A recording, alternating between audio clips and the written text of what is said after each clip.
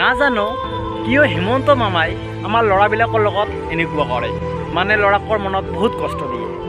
কিন্তু আপোনালোকে ভালকৈ চাব, যেতিয়া ইলেকশ্যন আহে তেতিয়া যদি ক'ৰবাত মিটিং কৰিব যায় হিমন্ত মামাই মঞ্চত উঠি কিনে ক'ব ধৰিব, ভাগিন ভাগিন ভাগিনসকল ক'ত, ভাগিনসকল ক'ত। আৰু যেতিয়া ইলেকশ্যনটো পাৰ হৈ যায় তেতিয়া ভাগিনক পিছফালে বাছ দি দিয়ে। তেতিয়া খালি অকল আপোনালোকে নিউজবোৰ চাব আৰু দেখিব ছোৱালীবিলাকে ফাৰ্ষ্ট ডিভিজন পালে স্কুটি পাব আৰু ল'ৰাবিলাকক ফাৰ্ষ্ট ডিভিজন উইথ 75%।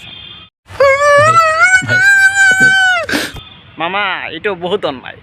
আৰু আপোনালোকে দুদিন আগতে এটা নিউজ দিছে যে ছোৱালীবিলাকে যিবোৰে মানে গ্ৰেজুৱেশ্যন কৰি আছে, মানে যিবোৰে BA পঢ়ি আছে, BCom পঢ়ি আছে, তেওঁলোকক অকল ছোৱালীবিলাকক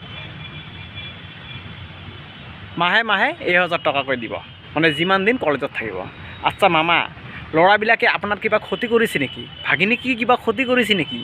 ইলেকশ্যনৰ টাইমত ভাগিনক লাগে আৰু ইলেকশ্যন শেষ হৈ গ'লে ভাগিন নাই, ভাগিন হেৰুৱাই যায়। মামা, ভাগিনৰো দিন আহিব, আপোনাৰ টাইম আয়েগা, তবি দেখাইগা।